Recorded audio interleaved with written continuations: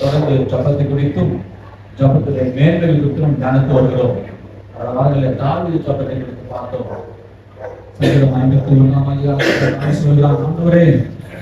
சமூகத்தை விட்டு என்னை தள்ளாகிறோம். நம்முடைய சமூகம் என்பது மிக மிக முக்கியமானது. தேவனுடைய சமூகம், தேவனுடைய பிரசன்னம், தேவனுடைய ஆலயம், அவருடைய ஆராதனை விட்டு என்னை தள்ளாகிறோம். வாழ்க்கையில் என்னதான் வந்தாலும் அவனுடைய வாஞ்சை ஒன்றுதான், ஆண்டவரே என் வாழ்க்கையில எதுவே நடைபெறலாம், என் வாழ்க்கையில நான் எந்த நிலைமைக்கு போனாலும் அது ஒன்றே ஒன்றுதான் எனக்கு தேவையானது, ஒரு சமூகத்தை மாற்றம் ஏற்படுவதாக. நம்ம வாழ்க்கையில நம்ம ஜெபம் அப்படியாக இருக்க வேண்டும். ஒவ்வொரு நாள் ஆண்டவருடைய பிரசன்னம் நம்மோடு கூட இருக்க வேண்டும். தேவனுடைய பிரசன்னம் எப்பொழுது நம்மை விட்டு தூரம் போகிறதோ அப்போதுதான் நம்முடைய வாழ்க்கையில துன்பத்தை அனுபவிப்போம். தேவனுடைய பிரசன்னம் எப்போது நம்மை விட்டு கடந்து போகிறதோ அப்போது நம்முடைய வாழ்க்கையில தோல்வி அனுபவிப்போம். வாழ்க்கையில நம்முடைய வாழ்க்கையில பிரசன்னம், தேவனுடைய பிரசன்னம் மிக மிக மிக முக்கியமானது. அந்த தேவனுடைய பிரசன்னம் இருக்கும் என்று சொன்னால் எல்லாவற்றிலும் மனரம்யமா இருக்க முடியும். ஹல்லேலூயா. என்ன நடந்தாலும் பார்த்துக்கலாம். ஹல்லேலூயா. எது நடந்தாலும் என்ன நடக்கட்டும், என்ன ஆயிட போகுது, தேவனுடைய பிரசன்னம் உங்களை தாங்கும்படியாக கத்தர் தருவார். அது எப்படி? உடைய ஆலயத்துக்கு வரும்போது, உடைய சமூகத்தில் இருக்கும் போது தாவீது வாஞ்சா தான் இருந்தது. அவனுடைய ஜெபம் அப்படிதான் இருந்தது. ஆண்டவரே உடைய சமூகத்தை விட்டு என்ன தள்ளாதீரும். அந்த வாழ்க்கையை மாறப்பட வேண்டும். ஆவிக்குரிய வாழ்க்கையிலே உயர வேண்டும். ஆவிக்குரிய வாழ்க்கையில் ஒவ்வொரு படிநிலைக்கு நாம் மாறப்பட வேண்டும். ரட்சிக்கப்பட்ட எத்தனை ஆண்டுகள் ஆகிறது, ஆண்கள் பற்றி அறிந்து எத்தனை ஆண்டுகள் ஆகிறது, இன்னும் நாம் வளராமல் இருக்கிறோம், இன்னும் புரிந்து கொள்ளாமல் இருக்கிறோம். ஆவிக்குரிய வாழ்க்கையில வளர வேண்டும்.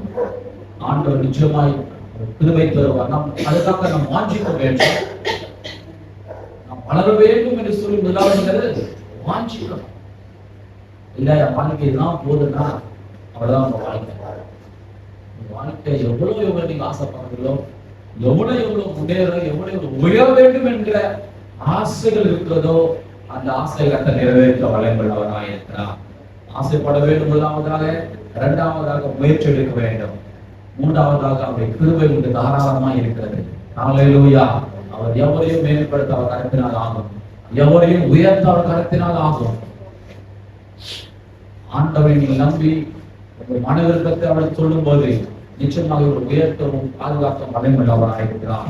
இன்றைக்கும் கூட நாம் தாவீதுடைய ஜெபத்தை பற்றி தியானிக்க போகிறோம். எடுத்த வாசிங்கள் சங்கீதத்தின் புத்தகம் 119 அதிகாரம், சங்கீதத்தின் புத்தகம் 119 அதிகாரம் 34 வசனம்.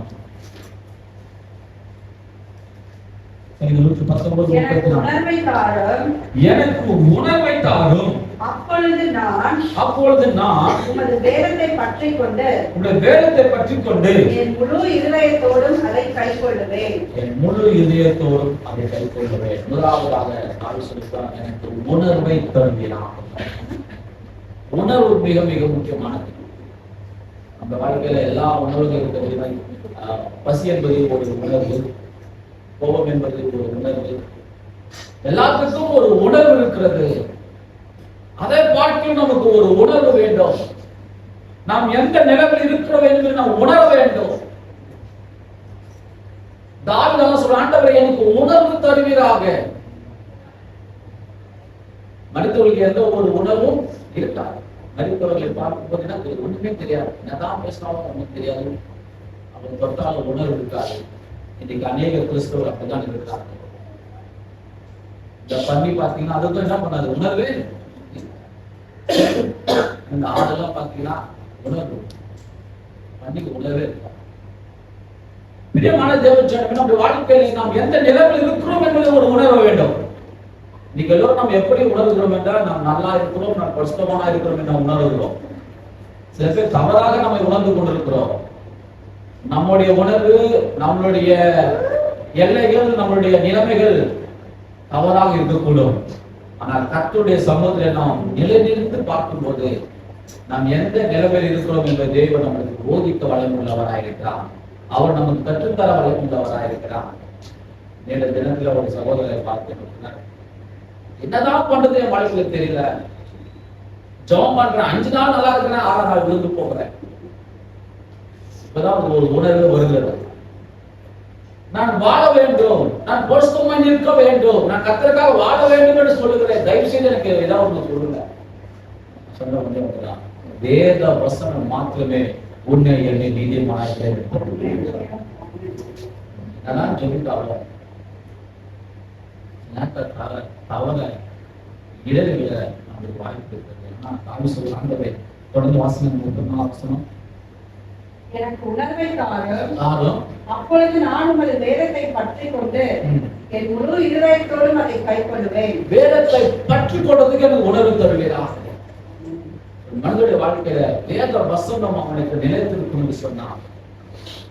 வேத வசனத்தை தியானிக்க, வாசிக்க வாசிக்க வாசிக்க அது உங்களோடு கூட பேசுகிறதா இருக்கிறது. இன்னைக்கு நாம் மனிதனுக்கு பயப்படுகிறோம். யாரும் மனிதனுக்கு பயப்படுகிறோம். அவங்க என்ன நினைப்பாங்க, நம்மள தவறா நினைப்பாங்க. நமக்கு ஒரு நல்ல பேர் இருக்குது, அவங்க நம்ம பண்றதெல்லாம் தெரிஞ்சு போச்சுன்னா என்ன அவங்க நினைப்பாங்கன்னா, தேவனுக்கு பயப்படுகிற பயம் நம்ம வாழ்க்கை. மனிதனுக்கு பயப்படுகிற ஒரு உணர்வு இருக்கிறது. நம்ம பெற்றோர்கள் நாம் செய்கிற காரியத்தை பார்த்தால் எப்படி அவர்கள் நினைப்பாங்க. நம்முடைய கூட பிறந்தவங்க நம்ம செய்கிற காரியங்களை பார்த்தால் எப்படி அவர்களுக்கு அவமானமா இருக்கும். நண்பர்களுக்கு நம்முடைய தவறுகள் தெரிந்தால் எப்படி அவமானம் இருக்கும் என்ற ஒரு உணர்வு இருக்கிறது. ஆனால் அந்த உணர்வு தேவன் பார்க்கிறார் என்கின்ற ஒரு உணர்வு நம்ம வாழ்க்கையில் இருக்கிறார். அதுதான் தாவீது சொல்லுகிறார். அந்த வாழ்க்கையில அவன் பாவம் செய்வதெல்லாம் அவன் எந்த இடத்திலும் அவன் நீதிமான் என்று சொல்லவில்லை. தேவ சமூகத்தில் அந்த உணர்வை கேட்கிற ஆண்டவரே, நான் செய்தேன், என்னை மன்னிப்பீராக.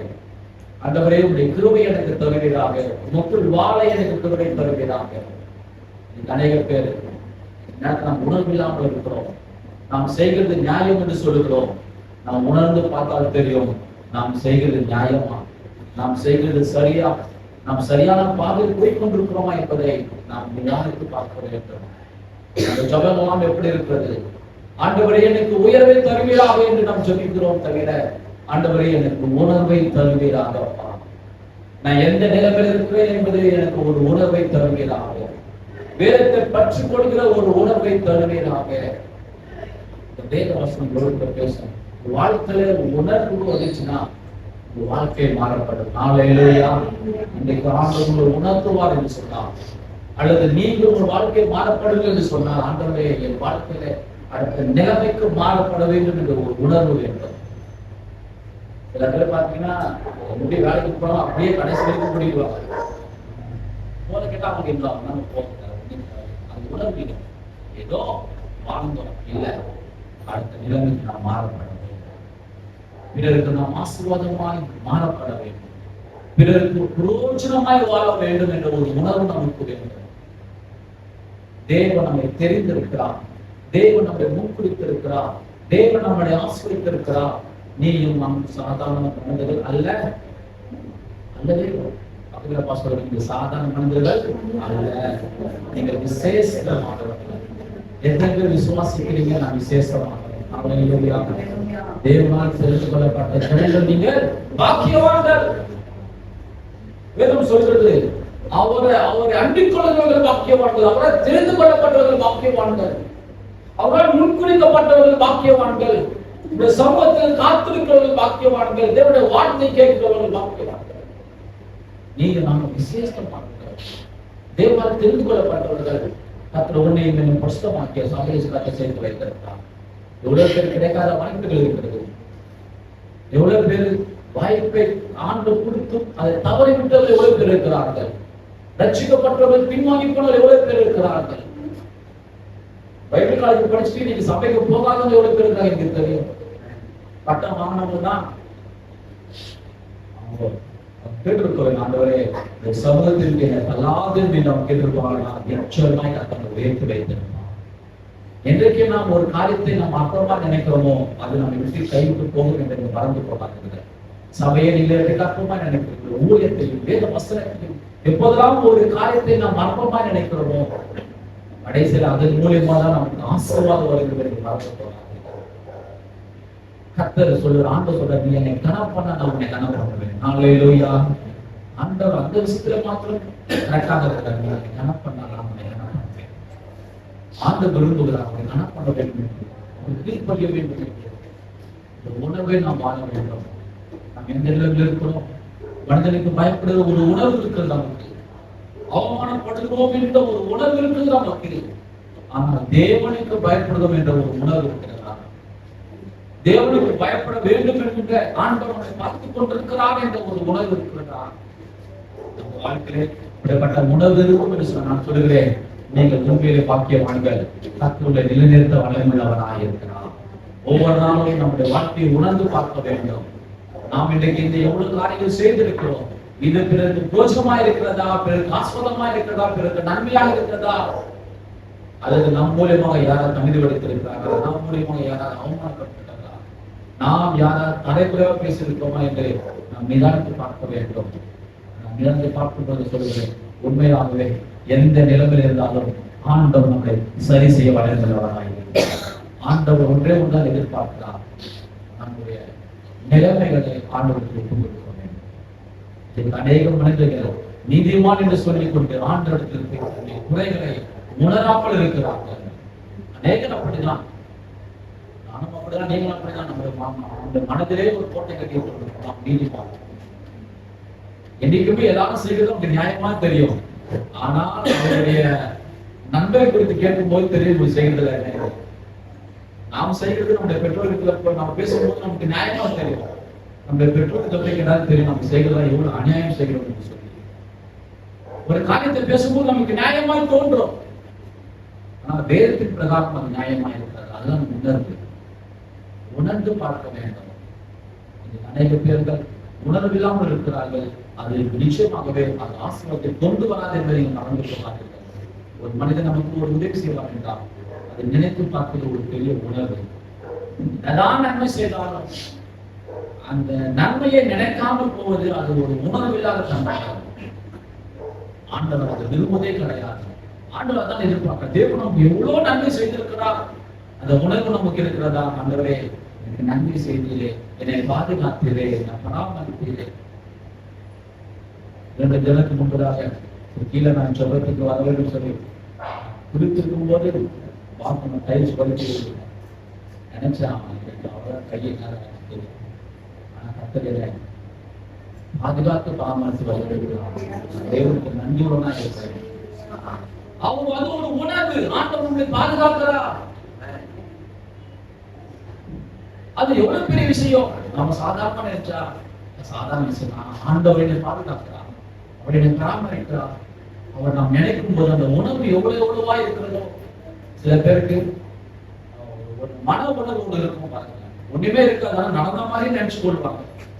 ரொம்ப சென்சிட்டிவா இருப்பாங்க. அவங்க நம்ம சொல்லிட்டா அது ஒரு ஓவரான உணர்வு. அது மனிதனுக்காக தான் அது படுது தவிர கடவுளுக்காக அப்படிப்பட்ட உணர்வு ஒருபோதும் ஒரு நாளும் நமக்கு இருக்க வேண்டாம். எனக்கு அநேக பேர் இல்லாமல் இருக்கிறது. அவங்க என்ன நினைச்சிருப்பாங்க, இவங்க என்ன நினைச்சிருப்பாங்க, அவங்க நம்ம நினைச்சே பார்த்துருக்க மாட்டாங்க. நாம தான் பெருசா நினைச்சிருப்போம். அவன் நம்ம மகன் இருப்பான், அவன் நம்மளை யாரோ நினைச்சுட்டு போயிருப்பானா நாம நினைப்போம், ஐயோ அப்படி நம்மளை இப்படிலாம் நினைச்சிட்டு இருப்பாரு, தப்பா நினைச்சிட்டு இருப்பாரு. வாழ்க்கையில மாறப்பட வேண்டும், உணர்வு வேண்டும், தேவனுக்கு பயப்படுகிற பயம் வேண்டும். அது எப்படி கிடைக்கும் சொன்னாங்க? வேதத்தில் பிரியமாயிருக்கும். வேதத்தை பற்றி கொள்ளும் போது இந்த வேத வசனம் உங்களை உயர்த்தும், பாதுகாக்கும், நேர்வழி நடக்கும். வாழ்க்கையில உள்ளத்துல வேத வசனம் வந்து இருக்கும் என்று சொன்னால் நீங்கள் தைரியவானாக இருப்பீர்கள். உங்கள் வாழ்க்கையில் ஒவ்வொரு செயலிலும் உங்கள் வாழ்க்கையில் மகிழ்ச்சியாக செயல்படுவீர்கள். இது சில பேர் பார்த்தா எந்த கால செய்யணும் துக்கத்தோடு கூட செய்யறதே கவலையோடு கூட செய்வார்கள். அதை பார்த்து கண்டுபிடிச்ச எந்த ஒரு வேலை செய்யலாம், ஒரு ஊழியமானாலும் ஒரு வேலையானாலும் துக்கத்தோடு கூட செய்கிற காரியங்கள் இருக்கக்கூடாது. மன உற்சாகமாய் நாம் செயல்படும் போதுதான் நம்ம வாழ்க்கையில் ஆசீர்வாதங்கள். தொடர்ந்து அப்படி வாசிங்க. உமது கற்பனைகளின் பாதையில் என்னை நடத்தும். நான் அதில் பிரியமாயிருக்கிறேன். என் இருதயம் பொருளாசையை சாராமல் உமது சாட்சிகளை சாரும்படி செய்யும். ஆமா, பொருளாசைகளும் சாயாமல். பொருள் நமக்கு தேவை. தேவையில்லாத காரியங்களுக்கு நாம் ஆசைப்படக்கூடாது. ஹல்லேலூயா. என்ன தேவையோ அதை சந்திப்பா. தேவையில்லாததான் நாம் வாங்கதான் ஆசைகள். தேவைக்கு மீறி நாம் வாங்கதான் ஆசைகள். சில காரியங்கள் நமக்கு கட்டாயமாக தேவைப்படுகிறது. இந்த கட்டாயமான காரியங்களை நாம் பெற்றுக்கொள்ளதான் ஆக வேண்டும். மொபைல் முக்கியம், கட்டாயமானது. வாகனம் கட்டாயமானது. எல்லாம் கட்டாயமானது. தகுதிக்கு மேலாக நாம் போகும்போதுதான் அது பொருளாசையாக இருக்கிறது. 1, 2, 2, 3 தேவையில்லாத காலையில வாங்கி போய்விடுது. அந்த ஆசை இருக்கக்கூடாது. தாவி சொல்லுவாங்க, அவன் எவ்வளவோ வச்சிருக்கான், ஆனா அவன் சொல்றான் பொருளாசை வேண்டாம். என்னைக்கு நீங்க பொருளாசை வெறுக்கிறீங்களோ அப்பொழுதுதான் உங்க வாழ்க்கையில பொருள்லாம் கத்தங்களுக்கு வளர்ந்து புரிஞ்சுக்க. ஆசைப்படாதீங்க. எப்ப அது வேணாம்னு நினைக்கிறீங்களோ அப்பதான் அவங்களை தேடி வரும். உங்களுக்கு தேடி வந்து கொடுப்பார்கள். வைத்துக் கொள்ளுங்க. இது உங்களுக்காக ஆண்டவர் பேசினார். இது உங்களுக்காக நாங்கள் வாங்கி வைத்திருக்கோம். நீங்கள் பெற்றுக்கொள்ளுங்கள் என்று சொல்லி உங்களுக்கு தேடி வந்து கொடுத்து வைத்திருக்கிறார். தாவி சொல்ற, ஆண்டவரே எனக்கு பொருளாசை வேண்டாம், அது உங்கள் சத்தியத்தின்படி நான் நடைபெற்று வைத்திருக்கிறாங்க. இந்த சாட்சியின்படி, வேதத்தின்படி நான் சார்ந்து இருக்க வேண்டும். வேதத்தின் மீது ஆசைகள் இருக்க வேண்டும். ஆசைகள் நாம் விட்டு வேதத்தின் மீது ஆசைகள் நாம் வாழ்க்கையில கற்றுக்கொள்ள வேண்டும். நம் தேவையெல்லாம் கற்று சந்திப்பா. நாம் சரியான பாதையில் நடக்கும் போது, நாம் கற்றுக் கொடுத்திருக்க வேதத்தின்படி நடக்கும் போது இந்த உலகத்தை பற்றி கவலைப்பட தேவை அவசியமே கிடையாது. உலகத்துக்கு உங்களுக்கு என்ன தேவை நாம் அறிந்திருக்கிறார். உனக்கு என்ன வேணும் அவருக்கு தெரியும். அவருக்கு நீ நமக்கு புத்தி சொல்ல தேவையில்லை. அவர் ஏற்ற காலங்களில சரியான நேரங்களில சரியான கட்டத்தை கொடுப்பான். நாம் பொறுமையாக காத்திருந்து இந்த சமூகத்தில் காத்திருந்து இருந்து நாம் வாழ கற்றுக்கொள்ள வேண்டும். சமாதானமாக வாழ கற்றுக்கொள்ள வேண்டும். மகிழ்ச்சியாக வாழ கற்றுக்கொள்ள வேண்டும். சமாதானம் என்பது நம்ம உள்ளத்துக்குள் இருக்கிறது. அந்த சமாதானம் யாரும் சார்ந்ததல்ல, அது உங்களே சார்ந்ததாக இருக்கிறது. நீங்க சமாதானம் உங்களால் இருக்க முடியும். ஒரு காரியத்தை நீங்கள் அற்பமா நினைக்கும் போது அது உங்களுக்கு சமாதானத்தை கொண்டு வரும். ஒரு காரியத்தை நீங்கள் லகுவாக மாற்றிக்கொள்ளும் போது, ஈஸியாக உள்ளத்தில் ஏற்றுக்கொள்ளும் போது அது உங்களுக்கு சமாதானத்தை கொண்டு வரும். சந்தோஷம் என்பது பிறர் மூலியமாக நமக்கு கிடைப்பதுதான். பிறர் மூலியமாக கிடைப்பதுதான் நமக்கு சந்தோஷமான. சமாதானம் என்பது உங்கள் மூலியமாக உங்களுக்கு சமாதானத்தை ஈஸியாக பெற்றுக்கொள்ளலாம். எந்த ஒரு காரியத்தை நீங்க லகுவாக ஏற்றுக்கொள்ளும் சமாதானமாக பார்க்கணும். இன்னைக்கு அநேக பேர்கள் எல்லாம் இருந்தும் சமாதானத்தில் இருந்து போகிறாங்க. ஏன்? ஆசைகள். அவங்க செய்யறது என்ன தெரியாம. சில பேர் பாத்தீங்கன்னா நிம்மதியா இருக்கிறான். நிம்மதி ஒண்ணுமே இல்லைங்க. எது குறித்து ஆசைப்பட நிம்மதியா இருப்பாங்க. நிம்மதி தனிப்பட்ட வாழ்க்கை தான். அது உங்களுக்கு நிம்மதி வேணா ஒண்ணுமே இல்லைங்க. போன் ஆஃப் பண்ண சும்மா வந்தாக்கா நிம்மதியா இருக்கலாம்.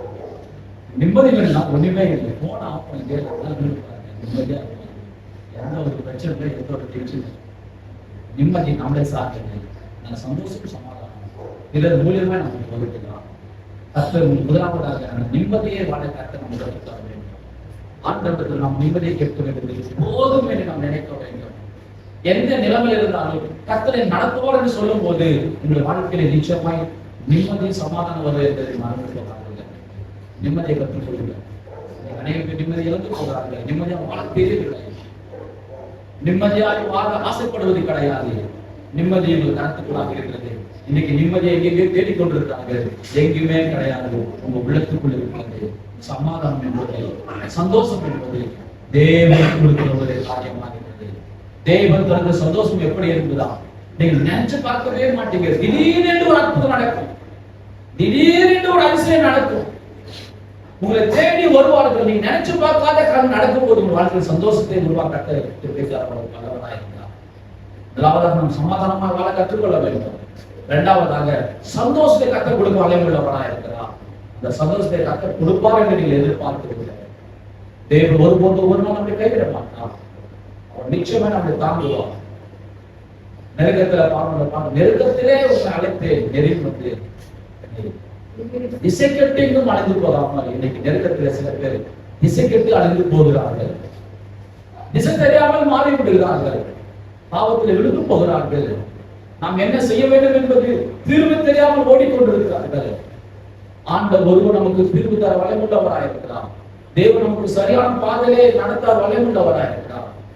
ஆகவே எதுவாக இருந்தாலும் நாம் தேவனுடைய சமூகத்துக்கு போக வேண்டும். தாவீது வாழ்க்கையில தான் பார்க்கிறோம்.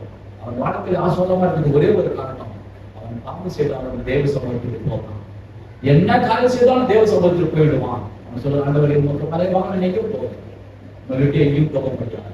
இந்த சமூகத்தை விட்டு எங்க நான் ஓடுவேன். நான் வாங்கி போனாலும் அங்க இருக்கிறீங்க. எதை போனாலும் உங்க வீட்டுக்கு இருந்து போக முடியாது. ஆகவே நீர் தான் என்னை பார்த்துக் கொள்ள வேண்டும். நீர் என்னை தண்டிப்பீராக.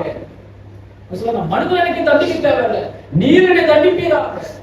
அந்த வாழ்க்கையில் அப்படி இருக்குமா? நான் சொல்றேன், நீங்க என்னை தண்டிக்கலாம். மனசுகிட்ட போய் விழுவதற்காக உங்களிடத்துல வந்துடுறேன். நீங்க எனக்கு எந்த திரும்ப கொடுத்தாலும் பரவாயில்ல, நீங்க என்ன தண்டித்தாலும் பரவாயில்ல, நீங்க என்ன தண்டிங்க. ஆனா மனிதர்கள் நடக்கப்பட்டு கொடுக்காது. நீங்க எனக்கு எதை வேணாலும் செய்யுங்க, ஆனா மனிதர் கடத்துல ஒப்பு கொடுக்காதீங்க. வாழ்க்கையில் அப்படிதான் இருக்க வேண்டும். கர்த்தருடைய கணத்துல ஒப்பு கொடுக்க வேண்டும்.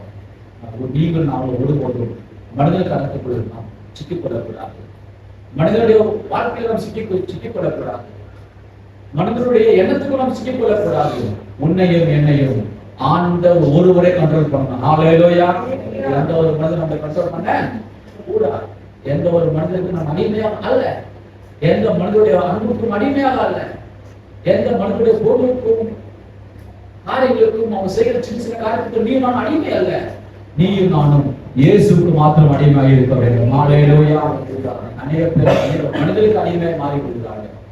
அவங்க சொல்லதே செய்வார்கள். ஆண்டவன் அப்பதான் அதாவது மனிதர் சொல்லிட்டாருன்னா இல்லைங்க, நீயும் நானும் இயேசுக்கு அடிமையாக இருக்க வேண்டும். தேவனுடைய வார்த்தைக்கு செவிகொடுத்துள்ளாக இருக்க வேண்டும். வேத வசனத்தின்படி வாழ வேண்டும். நீயும் நானும் ஜாக்கிரதையாக வாழ வேண்டும், ஞானமாய் வாழ வேண்டும். கர்த்தர் சொல்கிற உண்மையாகவே கர்த்தர் அப்படியே வசனே மாயை பாராதபடி விலக்கி